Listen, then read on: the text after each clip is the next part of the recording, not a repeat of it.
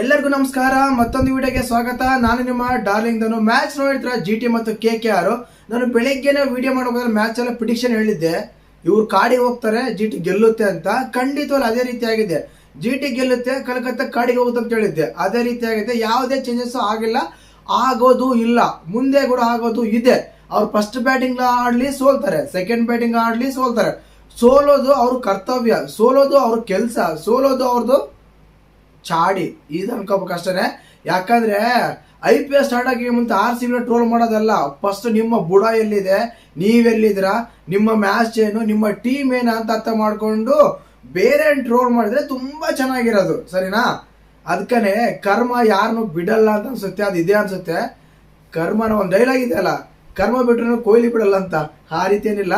But ನಮ್ಮ ಹತ್ರ ಬಂದಾಗ್ಲೂ ಕೂಡ ನಮ್ಮ ಆರಾಮಾಗಿ ಗೆಲ್ತಾರೆ, ಅದು ಬೇರೆ ವಿಷಯ.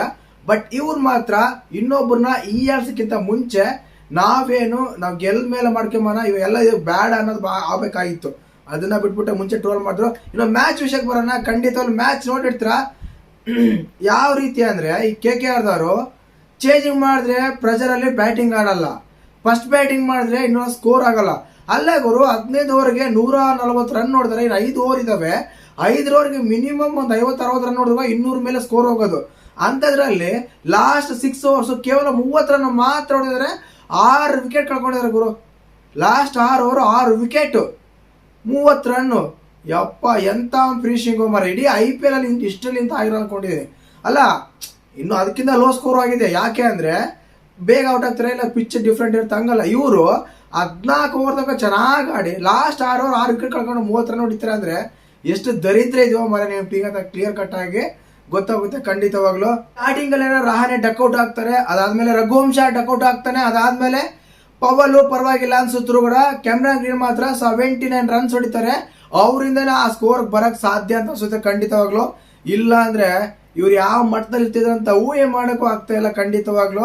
ವರಸ್ಟ್ ಸೀಸನ್ ಅಂತ ಹೇಳ್ಬೋದು KKR ಅವ್ರಿಗೆ. ಆ ರೀತಿ ಎಲ್ಲ ಆಗ್ತಾ ಇದೆ ಖಂಡಿತವಾಗ್ಲು ಅಂತ ಹೇಳ್ಬೋದು. ಕೊನೆಗೆ 180 ರನ್ಸ್ ಹೊಡಿತಾರೆ. ಬಟ್ ಅದೇ ರೀತಿಯಾಗಿ ತಗೊಂಡಾಗ ಈಗ ನಾವು ಅಪೋಸಿಟ್ ತಗೋಬೇಕಲ್ಲ, ಅದರಲ್ಲಿ ಬೌಲಿಂಗ್ ಪರ್ಫಾರ್ಮೆನ್ಸ್ ತಗೊಂಡಾಗ ತುಂಬಾ ಚೆನ್ನಾಗಿ ಬೌಲಿಂಗ್ ಪರ್ಫಾರ್ಮೆನ್ಸ್ ಮಾಡ್ತಾರೆ KKR ಟೀಮ್ ಅವರು. ಯಾಕೆಂದ್ರೆ ಮೊಹಮ್ಮದ್ ಸಿರಾಜ್ ಫಸ್ಟ್ ಟೈಮ್ ನಾನು ನೋಡ್ಬಿಟ್ಟು ಆಲ್ಮೋಸ್ಟ್ ಅಲ್ಲ ಯಾವಾಗ ನೋಡಿದ್ರು ಅವರು ಸ್ಕೋರ್ 40, 50, 30 ಮೇಲೆ ಹೊಡಿತಾರೆ. ಬಟ್ ಫಸ್ಟ್ ಟೈಮ್ 4 ಓವರ್ಗೆ ಕೇವಲ 23 ರನ್ ಕೊಟ್ಟು 2 ವಿಕೆಟ್ ತಗೊಂತಾರೆ. ಗ್ರೇಟ್ ಅಂತ ಹೇಳ್ಬೋದು, ಒಳ್ಳೆ ಬೌಲಿಂಗ್ ಮಾಡೋ ಅಂತ ಹೇಳ್ಬೋದು. ಅದೇ ರೀತಿಯಾಗಿ ರಬಾಡ ಕೂಡ 2022 ತಗೊಂಡಿದ್ದಾರೆ 3 ವಿಕೆಟ್ ಅವರು. ಈಗ ಮತ್ತೆ ತಗೊಂಡಿದ್ದಾರೆ 3 ವಿಕೆಟ್. 2022 3 ವಿಕೆಟ್ ತಗೊಂಡಿದ್ರು ಅಂತೆ, ಈಗ ಮತ್ತೆ 3 ವಿಕೆಟ್ ತಗೊಂಡಿದ್ದಾರೆ. ಇನ್ನು ಅದೇ ರೀತಿಯಾಗಿ ರಶೀದ್ ಖಾನ್ ಆಗಿರೋ 1 ವಿಕೆಟ್ ತಗೊಂತಾರೆ. ಪ್ರಸಿದ್ಧ ಕೃಷ್ಣ 1 ವಿಕೆಟ್ ತಗೊಂತಾರೆ. ಅಶೋಕ್ ಶರ್ಮಾ ಸ್ಕೋರ್ ಕೊಟ್ಟರು ಕೂಡ 45 ಕೊಡ್ತಾರೆ 4 ಓವರ್ಗೆ, 2 ವಿಕೆಟ್ ತಗೊಂತಾರೆ. ಟೋಟಲ್ ಆಗಿ 10 ವಿಕೆಟ್ ಆಲ್ ಔಟ್ ಆಗ್ತಾರೆ ಖಂಡಿತವಾಗ್ಲೂ. 180 ಸ್ಕೋರ್ ಹೊಡಿತಾರೆ. ಇನ್ನು ಅದೇ ರೀತಿಯಾಗಿ ಬ್ಯಾಟಿಂಗ್ ಅಂತ ಬಂದಾಗ ಊಹೆ ಮಾಡಿದ್ದೇನೆ. ಯಾಕಂದ್ರೆ ಸಾಯಿ ಸುದರ್ಶನ್ ಮತ್ತು ಗಿಲ್ ಅವ್ರು ಮಾತ್ರ ಇಬ್ಬರನ್ನೇ ಚೇಂಜ್ ಮಾಡ್ತಾರಪ್ಪ ಈ ಸ್ಕೋರ್ ಅನ್ಕೊಂಡಿದ್ವಿ. ಬಟ್ ಅವರು ಕೂಡ 5 ವಿಕೆಟ್ ಕಳ್ಕೊಂತಾರೆ. ಕೊನೆಗೆ ಸಾಯಿ ಸುದರ್ಶನ್ ಮತ್ತು ಶುಭ್ಮನ್ ಗಿಲ್ ಒಳ್ಳೆ ಓಪನಿಂಗ್ ಕೊಡ್ತಾರೆ ಸ್ಟಾರ್ಟಿಂಗ್ ಅಲ್ಲೇ. 4 ಓವರ್ಗೆ 50 ರನ್ ಹೊಡಿತಾರೆ. ಸೂಪರ್ ಆಗಿ ಬ್ಯಾಟಿಂಗ್ ಕೂಡ ಬರುತ್ತೆ. ಬಟ್ ಬೇಗನೆ ಕರ್ಕೊಂತಾರೆ. ಸುನಿಲ್ ನಾರಾಯಣ ಬೌಲಿಂಗ್ ಅಲ್ಲಿ ಕಾರ್ತಿಕ್ ತ್ಯಾಗಿ ಕ್ಯಾಚ್ ಹಿಡಿತಾರೆ. ಇವ್ರು ಔಟ್ ಆಗ್ತಾರೆ. ಸಾಯಿ ಸುದರ್ಶನ್ ಔಟ್ ಅದಾದ್ಮೇಲೆ ಗಿಲ್ ಶುರು ಮಾಡ್ಕೊತಾರೆ. ಗುರು ಏನ್ ಬ್ಯಾಟಿಂಗ್ ಗುರು, ಮೊಹಬ್ಬತ್ ಆಗಿರ್ಬೋದು, ಮೂಮೆಂಟಮ್ ಸಿಕ್ತು ಅವ್ರಿಗೆ, ಎಲ್ಲರೂ ಸಿಕ್ತು. ಜೊತೆಗೆ ಬಟ್ಲರ್ ಬಂದು ಸುಮ್ಮನೆ ಇದ್ರ, ಅವ್ರು ಕೂಡ ಪಟ ಅಂತ ಸ್ಕೋರ್ ಹೊಡ್ಕೊಂಡು ಈಸಿ ಮಾಡಿಕೊಟ್ರು. ಹಿಂಗಾದ್ರೂ ನಮ್ಗೆ ಗೊತ್ತಿತ್ತು ಕ್ಲೀನಾಗಿ ಗೆಲ್ತಾರಂತ. ಬಟ್ 20 ಓವರ್ ತಗೊಂಡು ಹೋದ್ರೆ ನಾನು ಅನ್ಕೊಂಡ್ರೆ ಎಕ್ಸ್ಪೆಕ್ಟ್ ಮಾಡಿರ್ಲಿಲ್ಲ. 20 ಓವರ್ ತಗೊಂಡು ಹೋಗಿ 20 ಓವರ್ ಆದ್ಮೇಲೆ ಇವ್ರು ಗೆಲ್ತಾರಂತ, 20 ಓವರ್ ಗೆಲ್ತಾರಂತ. ಕೊನೆಗೆ 2 ಬಾಲ್ ಮಾತ್ರ ಉಳಿಸ್ತಾರೆ. 19 ಓವರ್ 4 ಬಾಲಿಗೆ ರನ್ ಹೊಡಿತಾರೆ. ಅದರಲ್ಲಿ highest run 86 run Shubman Gill ಹೊಡಿತಾರೆ, 25 ರನ್. ಬಟ್ಲರ್ ಆಡ್ತಾರೆ. ಫಿಲಿಪ್ಸ್ ಪರವಾಗಿಲ್ಲ, ಯಾಕಂದ್ರೆ ಆ ಟೈಮಲ್ಲಿ ಪ್ರೆಷರಲ್ಲೇ ಪರವಾಗಿಲ್ಲ ಅನ್ಸಿದ್ರು. ಸಖತ್ತಾಗಿ ಮ್ಯಾಚ್ ಇತ್ತು. ಸಖತ್ತಾಗಿತ್ತಂದ್ರೆ ಸ್ಟಾರ್ಟಿಂಗ್ ಅಲ್ಲೇ ಗೊತ್ತಿತ್ತು ಅವರೇ ಗೆಲ್ತಾರಂತ. ಒಂದ್ ಸೈಡ್ ಆದ್ಮೇಲೆ ಗೊತ್ತಾಯ್ತು ಅವರೇ ಗೆಲ್ತಾರಂತ. ಕೊನೆಗೆ ಅವರೇ ಗೆಲ್ತಾರೆ, ಅವರೇ ಗೆಲ್ಲಬೇಕು.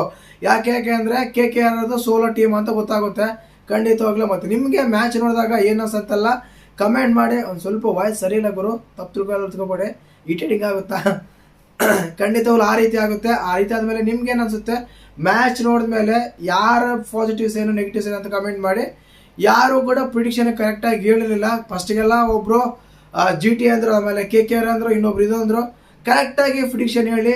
ನಿಮ್ಮ ಹೆಸರು ನನ್ನ ವಿಡಿಯೋದಲ್ಲಿ ಖಂಡಿತವಾಗ್ಲೂ ಹೇಳ್ತೀನಿ.